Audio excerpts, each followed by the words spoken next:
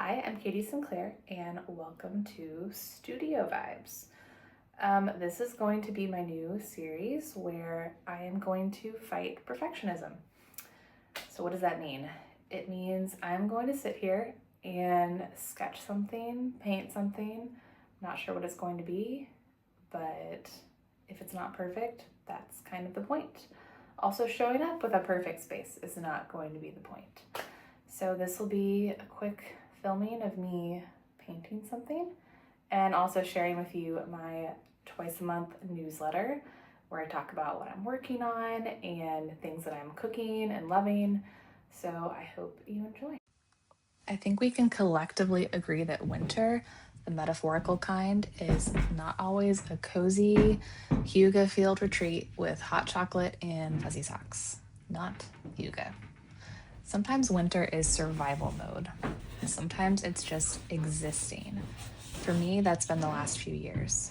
Since 2021, I have been in full sponge and float mode, which means soaking up knowledge, learning new things, trying to keep my head above water while navigating early motherhood, postpartum depression, working full time. I've released a handful of collections like the Wonder Collection and the ABC 123 collection, but really in the in between time, it's been weeks of editing, updating the shop, cleaning up back end blahs, like lots of back end blahs, not a lot of regular painting. I've been learning, but I haven't had the energy up until now to expel anything, which is wild, right? Because I'm an artist. But also, if you've been in survival mode for any length of time, you know exactly what I mean. The to do list takes over. The admin tasks swallow all time. The I'll get to the creative stuff when I have time thoughts rule it all. Except you never actually have time because the real problem is probably prioritization. Is that just me? Cool, cool. Entering making artwork. I signed up and it's Emily Jefford's course I'm working through right now. Module 1 introduced me to the concept of creative seasons. And friends, I'm officially moving out of winter and into spring. New ideas, new energy, new things to try, ready to expand and grow. And here's the thing about growth, it only happens if we keep making things and keep trying. So that means no more procrastinating in 2026. I'm setting up regular studio sessions and just going for it. Even if I can't think of what to draw, even if it's not my style, even if it feels rusty at first. So let me tell you what happened in the studio this past Friday. I pulled out some long forgotten paint, put on a Pilates/Britney throwback playlist, which my 6 a.m. Pilates instructor always has the most top notch early aughts playlist, and I was inspired, and decided to paint fruit. Mostly inspired by my daughter Bonnie's evening routine of eating a bowl of fruit while in the bubble bath. She is who we all aspire to be, honestly, and I wanted to capture this little memory.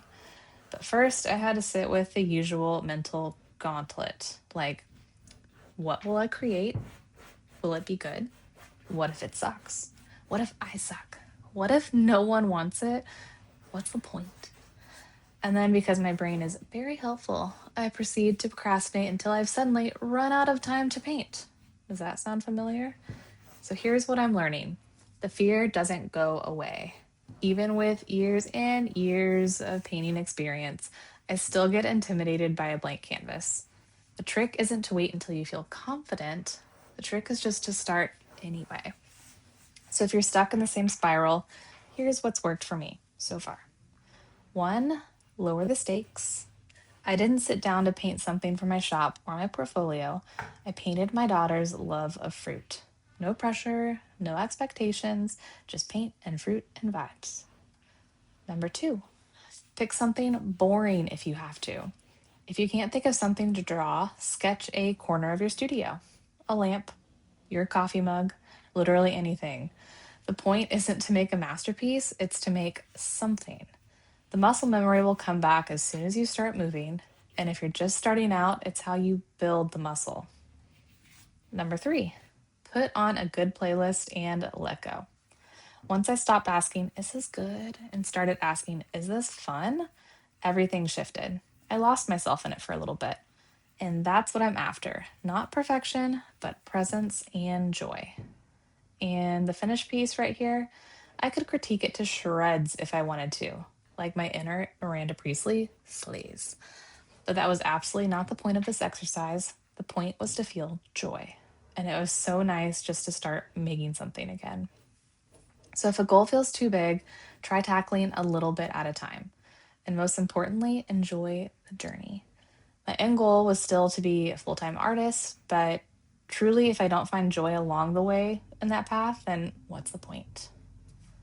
Also, little side note, as part of this whole spring mode shift, I finally bought some Blackwing pencils, mostly to see what the hype was about, and also because a new writing utensil is a great way to trick myself into writing things down, like writing affirmations, writing goals, writing messy thoughts until they become clear. And the verdict on the Blackwings, they actually are as good as everyone says. And weirdly, I love the pencil smell. Is that just me?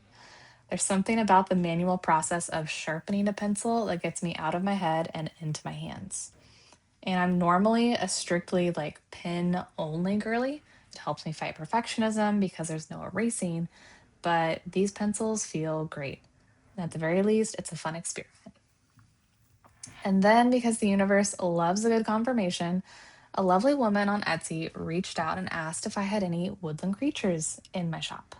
No, I don't, but oh, duh. Of course, that's what I need to make next. I've had so many thoughts in my head for the longest time, and woodland creatures has been in the back of my mind for a long time. Like similar to what my safari and jungle animals are, but full of like frolicking forest creatures like foxes and owls, raccoons, deer, ducks. So when her request came through, it wasn't like a, yeah, I'm sure if one person is asking, 10 others probably want the same thing kind of a yes. It was like a visceral, yes, this is what I meant to do. Yes. So if you know that feeling when something clicks and your whole body goes like, yes, obviously, why haven't I done this yet? When those yeses come through, follow them.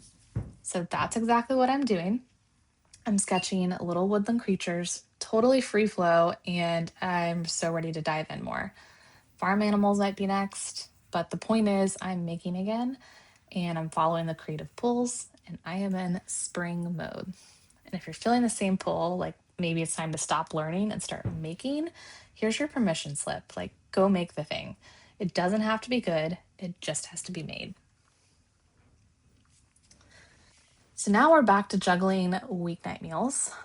Some require the prep the night of, others are totally hands off all day, and others need to be great as lunch the next day. So here's on rotation when I have no time to cook or even reheat when we get home.